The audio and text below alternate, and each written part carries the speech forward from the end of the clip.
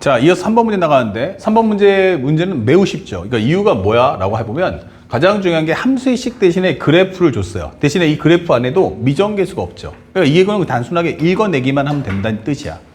그러면 현재 설명하듯이 리미트 x가 0 마이너스 하고 그 다음에 fx 그 다음에 리미트 x가 1 플러스일 때 fx가 얼마냐 라고 할 때 물론 쉽지만 이게 왜 쉬울까에 대한 생각을 할 수 있어야 방금 전에 배웠던 함수 앞쪽에 있는 그 킬러 문제처럼 어려운 문제를 풀 수가 있는 거예요. 여기는 함수의 식이 있는데 미정계수가 없다. 그쵸? 그 케이스예요. 그림을 줬다는 거니까. 그러면 0-는 0의 왼쪽에서 오기 때문에 이 값이 어디로 가는가? 라고 한다면 우리는 마이너스 2라고 설명할 수 있겠고 1보다 큰 쪽에서 온다면 어디로 가겠는가? 라고 하기 때문에 값을 1이다. 그러니까 값이 정답 마이너스 1. 그러니까 매우 쉽다. 그러니까 어떨 때가 제일 쉽지 하면 함수의 식이 있는데 미정계수가 없다면 그때는 문제가 매우 쉽다라고 판단할 수 있어요. 자, 그래서 우리가 원하는 정답 마이너스 1이 되겠고 그 다음에 현재 앞쪽의 정답은 2번이다. 이렇게 채워주시면 되겠습니다. 그 다음에 이어서 4번 문제인데 이 4번 문제는 조금 더 올려보자. 그러니까 왜 오답률이 아까보다 조금 더 올라갔을까? 라고 하면 간단하게 그래프가 없고요. 두 번째는 뭐다? 미정계수가 존재하는구나. 이게 되는 거죠. 근데 이게 실수 연산법에 연속되도록 하는 모든 상수 a의 값이 얼마냐 물어봤는데 현재 우리가 알고 있는 것처럼 이렇게 축을 만들기보다는 이 경계선이 누구냐면 a란 말이에요. a 이렇게. 그리고 구간이 갈라지는 함수가 나온다면 어떻게 해라? 그림을 그려라. 그럼 마이너스 2x 더하기 a니까 어떤 상황을 이해하려면 구간이 갈라질 때는 식정리가 아니고 그래프다라고 설명해줘요. 그러면 나는 1차 함수이기 때문에 이렇게 내려올 거야. 그러면서 여기는 함수값까지 내가 갔겠지. 그리고 a를 넣어준다면 마이너스 2a 플러스 a니까 여기는 마이너스 a다 라고 설명을 해주시면 되는 거야.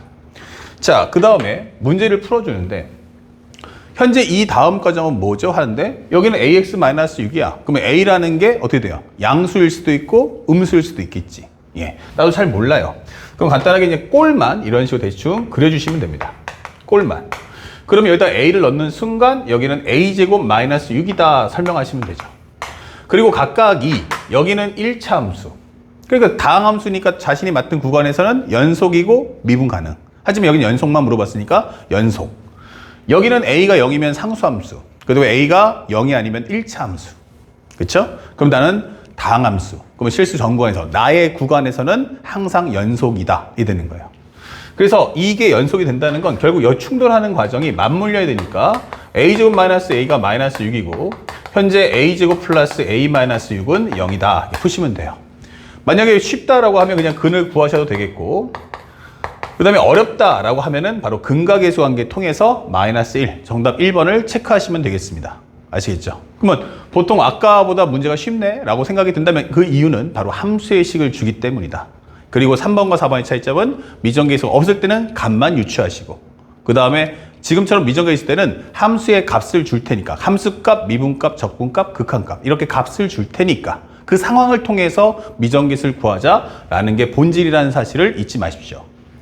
그 다음에 또 한번 넘어가서 그러면 9월 달에 이렇게 쉽게 냈다면 6월 달에 어땠을까라고 하는데 또 한번 밑줄 쫙 그시면 첫 번째는 AB가 0보다 크다라고 설명이 되는 거야. 그리고 현재 이 과정에서 이 그래프를 봤더니 내가 마이너스 1이야 설명돼 있어요. 그리고 또 하나는 3이야 설명돼 있어요. 자, 요때도 아까 설명했던 거와 똑같습니다. 여기는 어때요? 식들이 다 존재하는데 미정계수가 있고 얘만 미정계수가 없어요. 그쵸? 그럼 미정계수가 없는 것을 먼저 그려서 이렇게 기준점을 만들어 줍시다. 그러면 현재 여기는 마이너스 1이고 여기는 바로 3이다 라는 설정을 잡아놓고 들어갈 수가 있다. 됐죠? 자, 그런 다음에 첫 번째 해당하는 얘가 오는 거야. x가 마이너스 1보다 작습니다. 이쪽 구간에 얘를 그리라는 거야. 그런데 중요한 건 a가 뭐다? 양수다 했어요. 그럼 a가 양수라는 건 이 그래프를 정상적으로 그리면 이런 그래프가 나올 텐데 내가 x 대신에 0을 넣어주면 a. 근데 a가 양수라는 건 y절편이 양수다는 뜻이에요.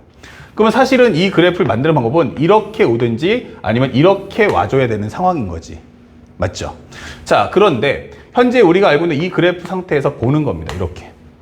그러면 만약에 x 플러스 a야. 근데 여기가 얼마야? 마이너스 1, 마이너스 1이네 라고 한다면 현재 x 플러스 a에서 마이너스 1, 마이너스 1을 넣어준다면 이러면 a가 0 나오겠지. 그쵸? 그러니까 요 상황은 우리가 그림에도 나타나지만 사실은 이것은 옳지 않다. 이게 되는 거예요. 그래서 문제를 볼 때 사실은 절대값이기 때문에 그럼 절대값을 씌워서 같다라는 것은 결국 뭐 한다? 내가 여길 지나든지 아니면 여길 지나가야 한다. 다시 한번 정리해 볼게요. 그럼 현재 우리가 알고 있는 이게 fx고 절대값까지 고려한다면 현재 이 그래프는 현재 이런 상태를 만족해야 한다. 이렇게. 그쵸? 이래야 y는 절대값 fx.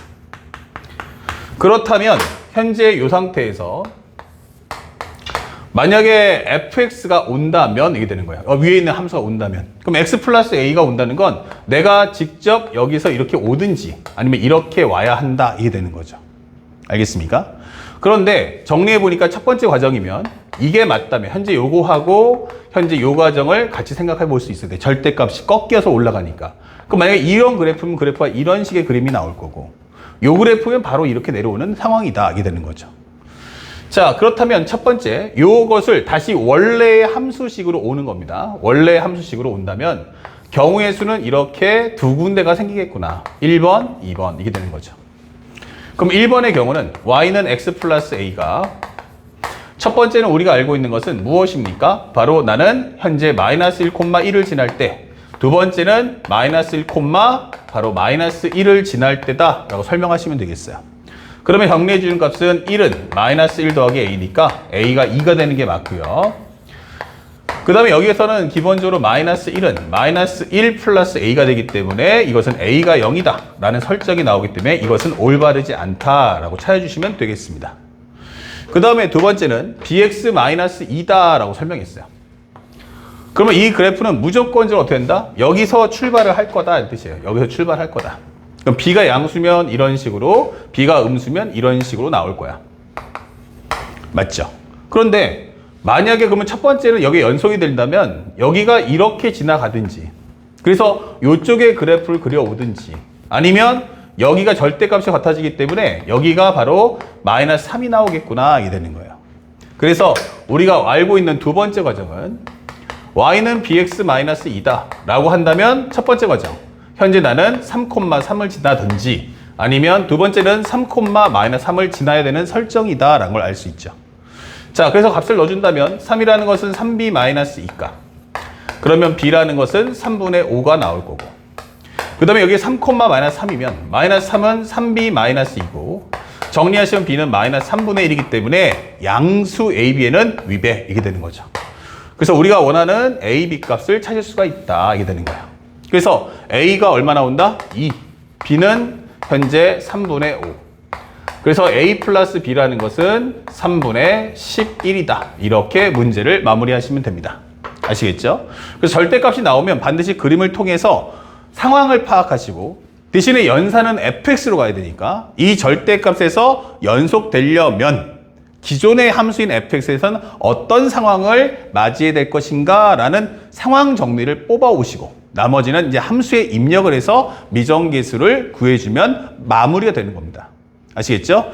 현재 이것이 이제 6월달. 그래서 오답률이 높다 보니까 출제자가 생각하는 오답률은 사실 낮아야 되는데 높다 보니까 그러면 9월달에 좀 더 평이하게 출제하자라고 하는 마인드를 읽어낼 수 있고 이 컨셉으로 올해 수능에서도 한 문제는 이 함수의 극한에 관련된 기본 연산 문제를 출제하겠다라는 점을 꼭 잊지 마십시오. 그래서 쉽게 내면은 절대값 없이 바로 다이렉트로 들어갈 수 있도록 만들어줄 거고 시험 문제를 조금 더 난이도 올리겠다라고 하면 바로 절대값까지 포함해서 학생들로 하여금 fx의 상황을 이해할 수 있는가를 질문하는 컨셉을 주제로 출제할 거다라는 것도 우리가 알고 있어야겠습니다.